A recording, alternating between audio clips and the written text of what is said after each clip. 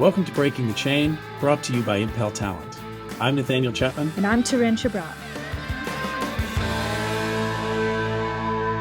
Hi, everyone. Welcome to another episode of Breaking the Chain. I have Nathaniel in the studio with me. Hi, Nate.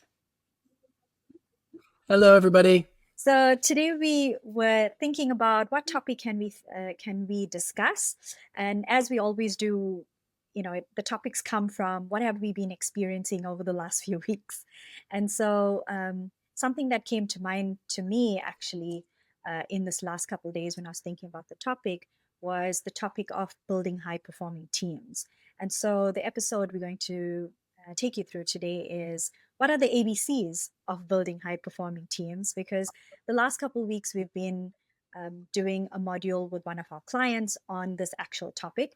And during the coaching sessions, many of them had said, where do I start? I don't even know if I'm doing the things right. I don't know if I'm doing the right things to build a high performing team. We know we want a high performing team because this is part of the culture of the organization. But I think that many people are afraid to even put their hand up and say, I don't know what to do. I don't know where to focus. I don't know what to do consistently. I don't know what are some of the practical tools I can apply. And so today we want to cover those aspects. And we want to leave you with 3 simple thoughts that that you can remember easily and make sure that you're doing consistently. So we don't want to bombard you with too many things, but we found that these 3 things, if you are doing this as a leader for your team, you are on the right path of building a high performing team. So let's get stuck into it. Any thoughts on this, Nate, before we jump into the ABCs? Yeah, I just find it, when we take you through each of these steps, I think we can give you some quick tips on like how you can even address it, because I think a few of these items, it's like nice that we'll talk around, Yes. aligning your purpose Yes. or coaching or, being vulnerable. But I think it's going to be really important that people get an idea of how they can actually implement this, because I think a lot of times the whole reason this whole area has issues is people, like you said, just don't know where to start and how to address it. Absolutely. And I think we had such rich conversations as a group, as a cohort around this topic, because people were being vulnerable as leaders and saying, I'm doing this, but I'm not doing this. And I think people just came together and realized that, there's different ways of doing certain things, but also knowing your team, I think, is critical here, right? Knowing who they are, what they bring to the table. So I think let's get stuck in. We're just going to walk you through 3 steps that we believe will set you up for success. So the first one is align on purpose, right? So A is align on purpose. And so what we want to kick off with is really recognizing that a high performing team is not about teams that are working hard, but it's about working smart. And I know we hear this term all the time, but what does working smart mean? Working smart means that we are all on the same page and we are moving in the same direction. And so this is why aligning on purpose is key. And so I think the first thing for us is when we work with teams, we first come in and do an audit of the current team. Where are you right now, right? And so that we first start with a strengths audit. Do each of your team members know, firstly, the strengths that they bring to the team, but also the strengths that each other brings to the team, right? So knowing what each of you are bringing to the table in terms of skills, in terms of experience, in terms of background, I think that's the key first step. And this is what we've seen, like confidence in teams grow already from just understanding that component of, which is quite a big component, because I think that's really how we deliver our tasks, we deliver what is expected of us as a team, is first understanding how we're going to do it and what strengths we use.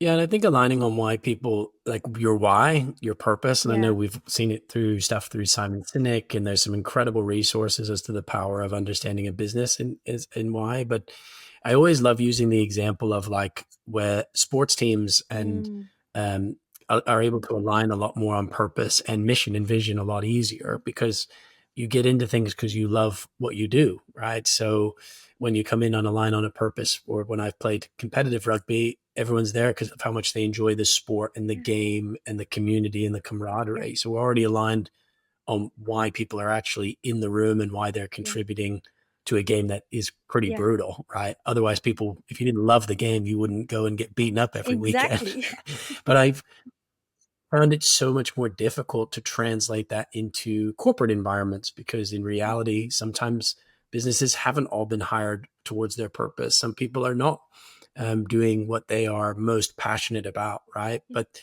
they still have to show up and have a purpose. There's a reason that they Exactly. joined that company, that they've come to deliver into the work that they're doing. And actually, it's trying to create an environment where people feel open and have the ability to share and align on that core purpose. Because I find it's so interesting when we speak to companies, when I work with other founders, it's such an overlooked thing, and sometimes businesses will take on so much money and funding rate rounds and Mm. VCs and be growing a really good idea or a product or a service, but they're not really sure how to articulate Yeah. why they exist. Absolutely. I think the core role of the leader is really to make sure that everyone is understanding the bigger picture, right? Understanding the Mm, goals of the team, but then how do those goals tie up where or feed into the bigger picture of the organization?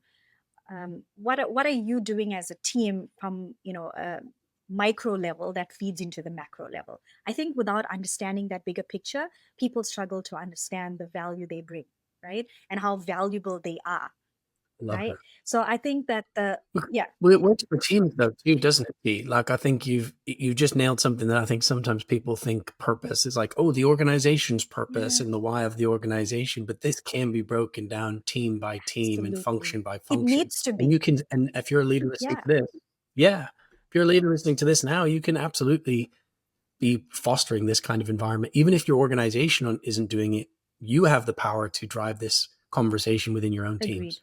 Agreed. So that is the role of the leader of a high performing team, is really bringing the team together to understand what's the purpose, what's the mission, what is our mission as a team, and then co-create these goals with your team, because everyone's going to take responsibility and accountability for the goals if it's not just, fed to them, but actually they feel like they've co-created this with you, together with you, understanding the business needs as a whole, and then just bringing it down to granular form to what does our team need to do to be able to achieve that.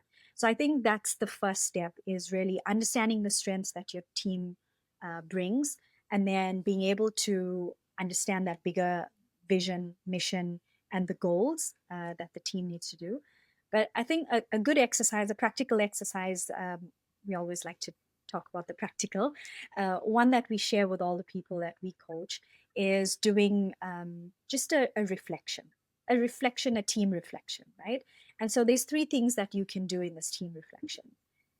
It's asking yourself as a team, what are some of the things we need to start doing as a team to strengthen this team, to feel like we are one, we have one goal? What are some of the things that are not serving us well, so we need to stop doing? So maybe it's, a whole lot of meetings, or it's just we typing messages to each other, but we are sitting next to each other, where we can actually talk to each other and get things solved within a couple of minutes, as opposed to 20 different emails going back and forth. So that could be some a behavior that we can stop doing as a team. And then what are we doing well as a team that we need to continue to do as a team?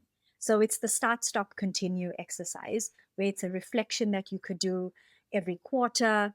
I would suggest that as a frequency, maybe even once a month, depending on how quick or how fast paced your team is working at. So that frequency would depend on that, really. Um, I think once a year is too far, it's too little. It needs, because things are moving Agreed. so quickly. If you're waiting once a year to do this, I think it's too long. Twice a year, it could work, again, depending on what you are working on. But I'd say once a quarter really just gives people that direction and gives them that opportunity to course correct if things are going off the rails. But I think it also naturally allows you to have a dialogue with your team where you're Mm, asking for mm, feedback. You're asking for their opinion. You're asking, for them to also put their fingers on the pulse and that you care about yeah. the purpose that you've set. And I know I don't want to steal your No. thunder, but it leads very well into our second Yeah. point, Yeah. because these sort of exercises, I mean, I say this to a lot of the companies that we coach, you might have an idea of what you want to roll out as a purpose or a vision or a strength assessment, but people really struggle to connect with something or build trust in something that they're not actively a part of. Yes. So by being able to sit down and have these incredible Yes. exercises around asking them what's going well, what's not going well, and aligning that to the purpose that you want to establish together as a group, um, allows them to be involved, and it does begin to build trust. Absolutely. Yeah. And so that takes us very well into our next our next point, which is the B of the ABCs, is to build trust. And I think you already touched on it. So why do you think it's important for us to build, to have trust within the team? I think for you to have any sort of ability to innovate, to have any ability to deliver on core assignments, to be able to share direction, um, to even feel comfortable as an independent contributor into a team, it's to be, to establish trust Yeah. amongst the Yeah. group. I mean, top performing teams around the world are ones that actually have, uh, you know, um, what's it called when you have Yeah. continuity, right? If you have continuity, this term again, I hate to bring it back to sports. I've been watching a lot of sports documentaries recently, but in knowing that a team member is going to be Yeah. somewhere because you trust them and you understand they're going to back you or be Yes. there, is something I learned in through sports growing up anyway. And I'm bringing it back to rugby again, because I would imagine the teams that really work well together understand the strategy, the direction, and then trust each other to deliver Absolutely. on that output. When somebody hits a rock or is in a space that you want to throw the ball to, you don't even think if they're going to be there Yeah. or not, because you trust that they've done the work or Yes. they're going to be meeting you at the same level. In a corporate environment, it can be applied. I know loads of people early in my career said that it's not, you can't apply it the same way, but absolutely you can. Do people show up for you? Do they back you in the organization? Do you feel safe to share what you really think is going on in the company? I mean, we've come into how many businesses where people feel quiet. People don't feel enabled to have an Mm. opinion because they don't have the trust that their voice will be heard or valued. You lose so much ability to pivot or change or recognize issues, um, to even create solutions, because people are worried about the perception or the politics, rather than actually everything that I'm driving forward towards is going to build into our purpose. And I have Mm. trust that I can be vulnerable and open enough for us to reach that goal. 100%. I would say trust is the glue that holds the high performing team together. And without that glue, Absolutely. you actually, what do you have? You just have a bunch of individuals, right? You don't really have the team. So I think the trust has to be built between each individual. The leader alone cannot be responsible for creating the trust between each individual. Each player has to step up and create that bond with their colleagues. It's not going to happen magically. It's not going to happen without work. And as you were talking about the sporting teams, because I think we can learn a lot from the sporting world, to be honest, from in the corporate. I love it. Yeah. I was on a I think when you become like leadership nerds like us, we sort of like, you start to see it yeah, everywhere, yes, don't you? I think of how teams are absolutely. being run, like in the post office, like when things aren't working or I frustrated. know. But I love it I within know, sports I companies. know. Sorry. I've also, been learning from sports, from the sports world. I think there's so much we can gain from the coaches, from the players, from the leaders, the captains. But there's something that came to mind as you were speaking. A few weeks ago, I went on a learning and development conference, and I think we spoke about it before. And something, a term that was used there was that we all should be becoming corporate athletes. So the corporate athlete, I think that's a term that we need to be thinking about. What are athletes or high performing athletes doing to be high performing athletes? And I think there's so many lessons that we can learn. There's discipline. We spoke about it in our last episode. The discipline, the consistency that comes from there, the collaboration that comes from that sporting world. So if you are a sports man or sportswoman and you've been part of a team, I really encourage you, if you're a leader of a team in the corporate world, is to actually stop and reflect on what are some of the lessons you've learned being part of that sports team, and really bring that into the corporate world. Because what we are seeing is if we are not building ourselves as a corporate athlete, we're not going to get to that high performing state. We're not going to create high performing teams. So look at what are high performing athletes doing, and try and bring that into this corporate world, and look at what are some things that you can do as a leader, but also what can you encourage your team members to do to build them up, build themselves up, build their resilience, and really build that consistency. I think so. It's really again creating the space where you as a leader can be vulnerable and share that, hey, I'm not doing so well. I haven't been exercising, I haven't been eating well, and that's really impacting my mental state. And so, you as a leader also making yourself vulnerable to ask for feedback from your team members, right? Showing them that you value and trust their opinions, what they are saying to you. Maybe asking them to observe you. How are you showing up? And what they would recommend for you to do to feel better, to feel stronger, to have more energy. Maybe it's you're not feeling at your best, and maybe someone on the team can support you. So I think as a leader, we've got to show that vulnerability first, which builds the trust. And then that role modeling then will help the team members realize that that's the tool to build the trust. Because people ask me, how do I build the trust? Well, it's one conversation at a time. It's not, it's not Yeah. overnight. It takes time, but we have to be intentional with it. Yeah, I think it's I've just been watching a Dynasty on Apple TV, which is about the Patriots, Yes, which is the most successful American football yes, team, and Bill Belichick yes. and the relationship with Tom Brady. There's an episode that sticks to mind that we've just recently watched where trust was shook within the team in the Super Wow. Bowl. So in 2017, there's a moment where Malcolm Butler, who'd been playing for 98% of the snaps throughout the entire season, was benched, Mm, and it was unexplained as to mm, why he was benched in the Super Bowl, the last game he would ever play for the Patriots. And it was interesting in this documentary because I was watching where people were, as the game started to turn on them, mm, people started to have doubt, right? mm, In why has this person been benched? There's been no communication on why that's happened. And they begin to lose hope and trust in their leadership in like real time, like within the game, because they've seen one of their team members be so mistreated, be so left out there. And mm, there's all sorts of rumors for why they weren't played, but none of that was communicated. And as a result, you have, and this, we see this happen in the corporate yeah, environment all the time, people being left out, let go.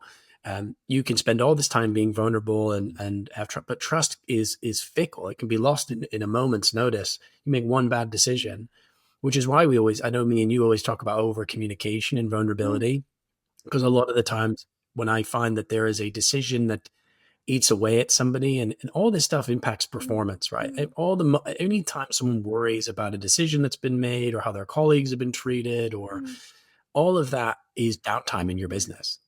And it actually makes their output significantly less. So, I've always found if you're able to address those things and able to be transparent, and that's where some of this level of vulnerability can come from. Not all of the decisions can you be on it, like completely open with as a leader. We'd love to be fully vulnerable, but I think at times it's important that you know when you are a screen for your team and when actually too much information is more damaging. You're this level. agreed.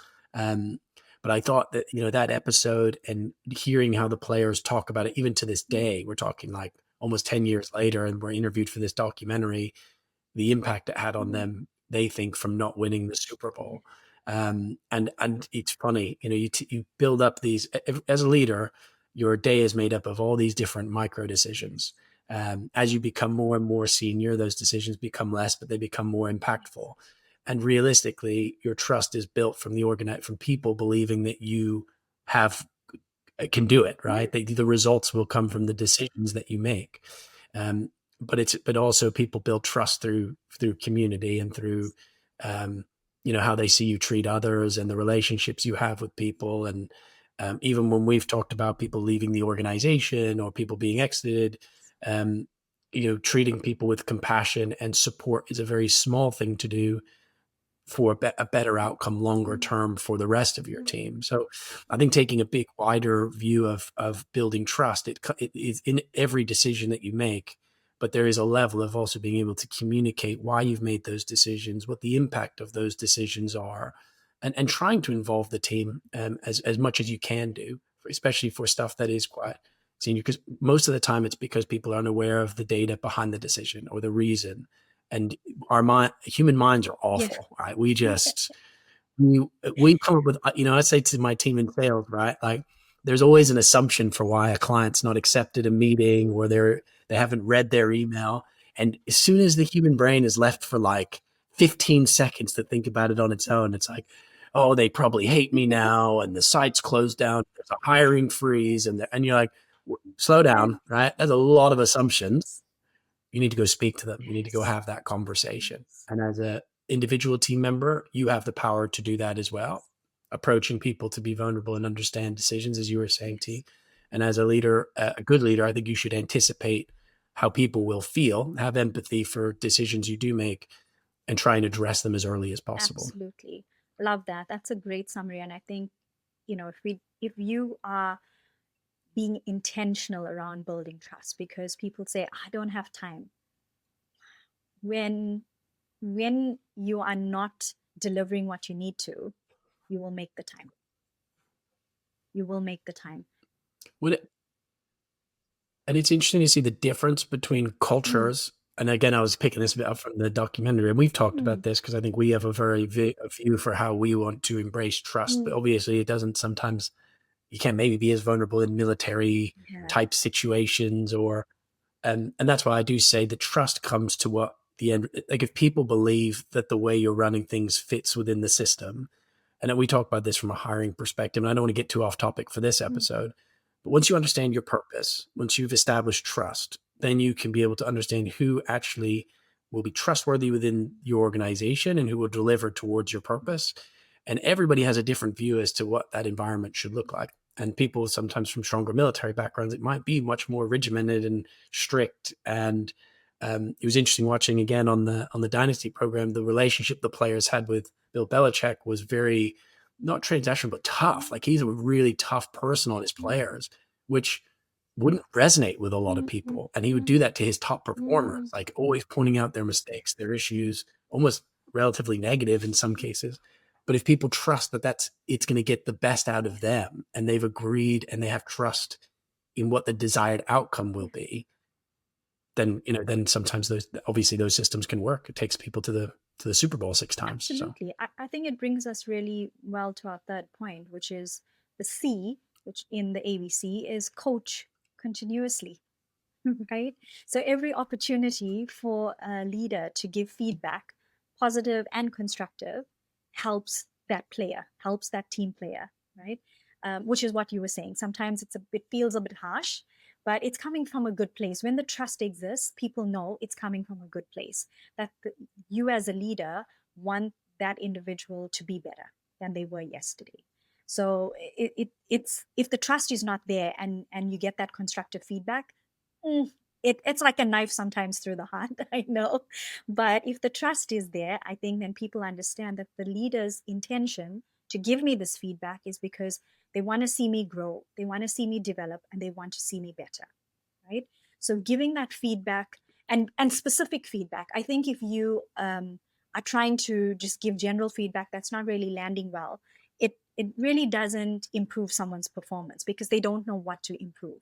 But it's about you as a leader taking time to think about, hey, what feedback can I give this person on my team to be able to improve. It's not that they're bad in it, but it's just, again, helping them challenge themselves, push them out of their comfort zone to be better than they were yesterday. So I think that for me, that coaching continuously, and yes, as a coach, I champion coaching. So coach, be a coach. So a leader being a coach, I think that's really key. It's one of the modules that we teach. We help leaders figure out how to coach because I think this is really a game changer for leaders.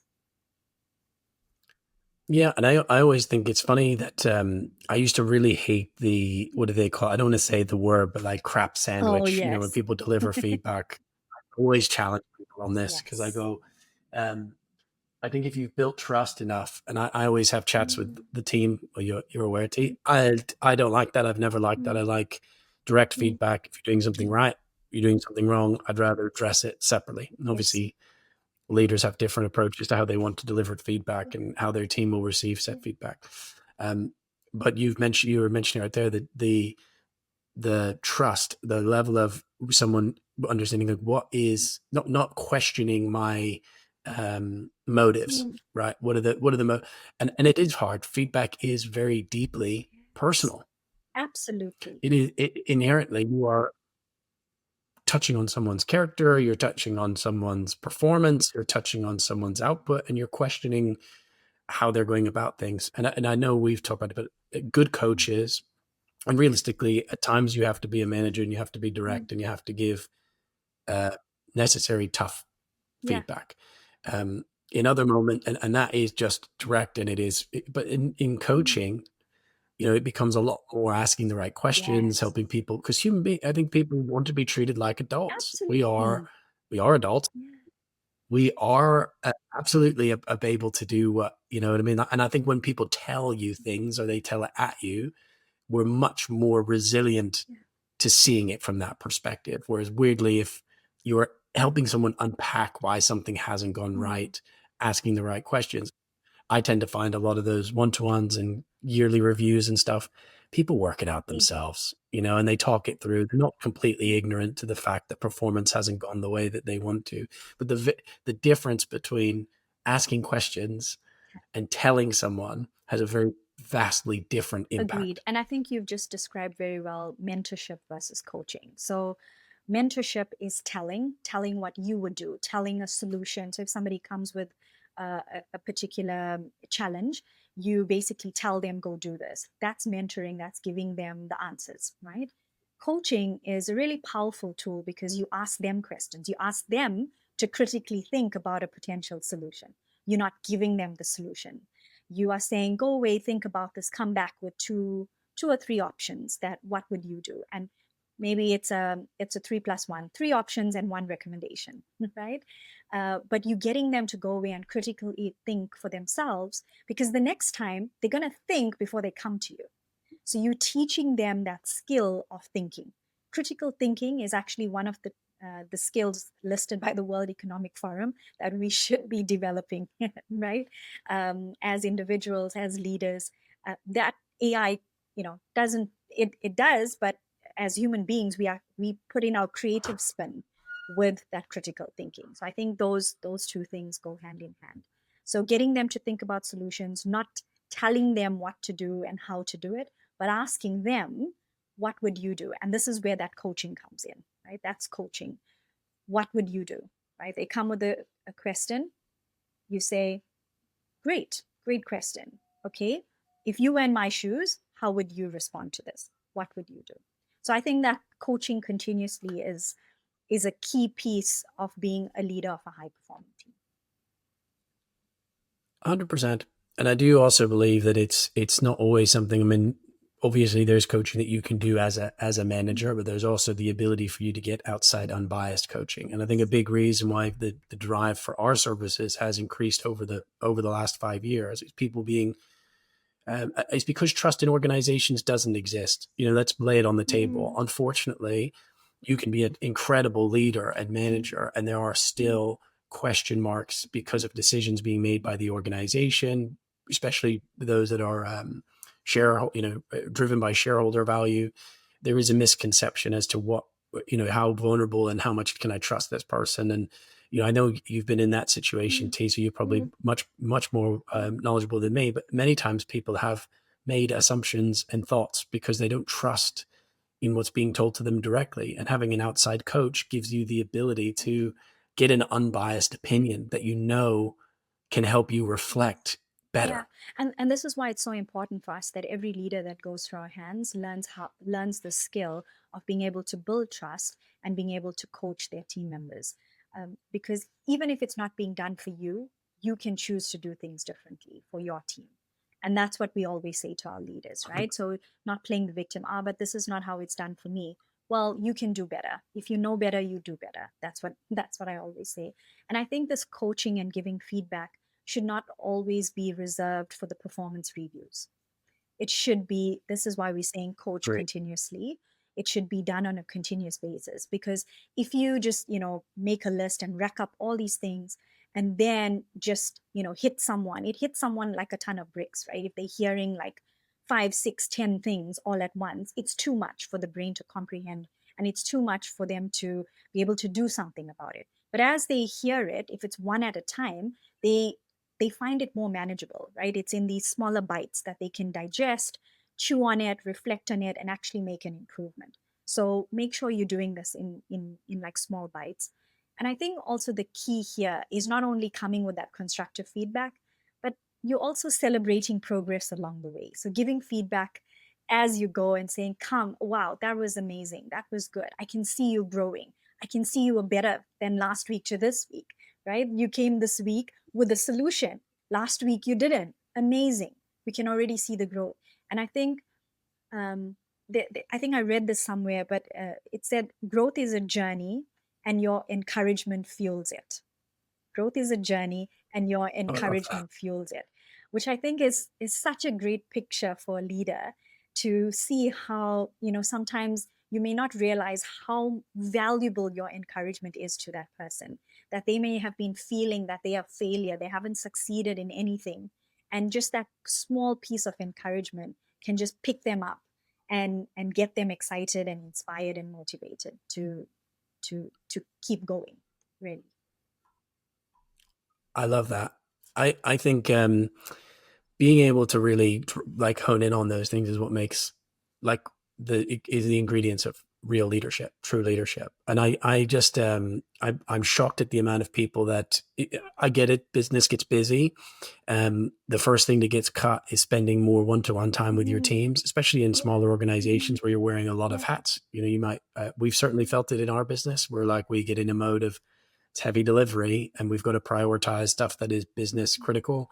Um, but there's another, I'm going to bring it back to another coaching thing, but I remember when they used to do selections Mm, at my mm, rugby club, the coach didn't, one of our old coaches didn't used to have a one-to-one with people who weren't selected. And there used to be a lot of discontent, right? People pissed off because they're dropped and they're not sure why they've been dropped. And it created a lot of negative energy. And then we had a new coach came in who's a Canadian coach. That one small change was just quick phone call on a Thursday to be like, hey, look, you're not in the team this week. This is what I need you to work mm, on. This is what I'm seeing. What do you think you can do to mm, improve?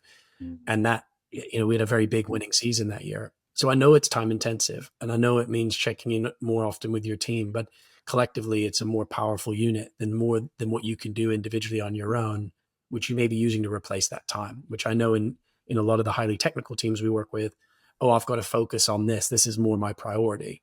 That's great. But actually, you as a unit will always accomplish way more than you as an individual. And I love that in my first job, I was distribution operations manager for a warehouse, and I used to get on the line and throw boxes when we were down or the team was struggling. To meet the mm, metrics, we used to have outbound a certain amount of packages that were going out to different target stores across the US. And I got pulled aside by a director once because I've always been someone that likes to be in the trenches with people. So you don't want to do one, you're paid to be the manager and the leader, and that's not what your role is. And yes, it's great for the team to see you mm. chipping in and showing that you're also, but your responsibility is the team as a whole. So that time that you're spent doing that is less time that you're spending checking in on your team members, ensuring that you're getting the best out of everybody, because realistically, that group is what they're who need you. Um, What a great so perspective. something for people to Yeah, think what a great perspective. I think it's, seeing it from different angles. And yes, there's a time and place where you can just jump in, get in the trenches, but also taking that helicopter view as a leader. So I know we're almost at the end of, I have yeah. Yeah, one go for it. story. Go for it. I have one Yeah. story I wanted to share. When T told me about this episode, sorry, I didn't. I know we are getting ready to Yeah. sign off, so I'd be like, no, I want to share Go the for story. it. And I'm always, you guys know, when you check in or listen to these episodes, I always love to share a real world example. I know me and T always talk from Mm, real world ourselves. So I have a story here that I thought was amazing because I actually didn't realize it. I think I use Microsoft products all the time, and wasn't really aware of the transformational change they've been mm, through, which would make a lot of mm, sense. I mean, ever since I think Bill Gates took a step back, there have been sort of fundamentally different issues with their leadership. Um, but there's a great example of a leader who got this right. So I'm going to not pronounce it right because I know we did this before, but Satya Yes. Nadella, who was the CEO that took over for Microsoft in 2014. They were a massive tech giant, but they were still struggling with internal silos. So independent departments were operating and working on their own. Fierce competition between departments, which we tend to find does happen, especially in highly competitive, big cultures and environments, and a culture that rewarded individual brilliance over collaboration, which I resonate with a lot. My industry has always been like that in Yes. recruitment, sales. Sometimes the individual over the team is priority. So what did Nadella do? He comes in, didn't just launch a new strategy. He aligned first the company on a brand new purpose. And this purpose was to empower every person and organization on the planet to achieve Mm. more, which I think if anyone's using Office 365 or Copilot or any of these functions, you tend to find the more that gets added in is tending to make you more productive. So we're seeing that vision or purpose in real time. Um, and that simple inclusive mission gave everybody a completely new North Star. We talk about it, T North Star, Yes. check, Yes. turn your Love it. compass, gave them new direction. Suddenly the work wasn't about the Mm. software. It was about the impact they're making. Mm. What's the end result to their Mm. customer? Then came trust. So this obviously trust had been totally tarnished across the organization, as you can imagine. So he shared personal stories. He was himself vulnerable, like raising his son with special needs, which brought vulnerability and leadership into the conversation. He encouraged dialogue, curiosity, learning from failure, which was a huge shift from this Mm. competitive, individually based, because people were hiding and not promoting mistakes and changes and treating failure as a success. Um, and I think this know-it-all culture had taken hold. Microsoft was kind of viewed at the time as this mammoth, that all the computer Mm. systems are on. Um, and finally, he invested in coaching. So we talk about the amount that he did. He said not just for senior leadership, but he did it across the company. And they introduced growth mindset training, restructured performance reviews to focus on learning and collaboration. And he encouraged his managers to become coaches, not taskmasters, which I love. Love Absolutely that. love that. Um, and I also love him to have identified, I read more into this, but for organizations sometimes reserve executive Mm. coaching for the senior Yeah. level. You don't realize the impact it can make because it is a trickle down effect, but each of the levels of your managers are going to have impact across your organization. And the reality is that culture completely transformed, innovation surged, and so did their profits. I was having a look here. They went from when he took over, revenue in 2015 was only 93 Mm. billion, Oh, and in 2024 it was 240 billion. wow. So Um, doubled. yeah, their market cap grew from 300 billion to 3 trillion, and briefly even overtook Apple as the world's most valuable company. So interesting. This I mean, it's now one works. of the most admired companies on I think, lists, I mean, and what a journey. what you've just said completely mirrors the ABCs we've just spoken about, right? Aligning on the purpose, building 100%. trust, and coach continuously. That's the formula. It's as simple as that. Is it easy to implement? Absolutely. But anything worth having is never, gotten easily. There's work behind it, there's intention, and there's alignment. I think just having like-minded people across the organization thinking this way, starting from the leadership, and it's being cascaded down across the levels. So really just think about this. So every leader listening to this right now, even if you're not a leader, right? Go and speak to your leader, encourage your leaders. Let's do this as a team, because every team member wants to be part of a high performing team. So take the initiative. If you're seeing your team is, not strong, not having trust, speak with your leader and say, you know what, I'm putting my hand up. How can I help you? How can we get this going? How can we do better as a team? Don't only rely on your leaders to get this right. Each team member has the responsibility to get this right, because you are only as strong as your weakest link. And that's what we say for a high performing team. So help the people on your team. Somebody's not doing well, care for them, ask them, can I help you? Can I support you? Because each team member is valuable to create this high performing team culture. It's nothing more, it's nothing less. It's, start here, start with these three things, do them consistently, and let's start building high performing teams. that's making an I love impact, that. that's going out and actually doing these great things and serving people, serving our communities. Yeah, and I think the earlier you can address it, the more you don't have to get into a hole where that, because you just mentioned it there, it was a lot of investment. That is a lot. It sounds easy on the Yeah. surface level, but I mean, obviously, we've been involved in so many businesses on the projects it takes to really set a proper purpose statement, the time it takes to really build trust through vulnerability.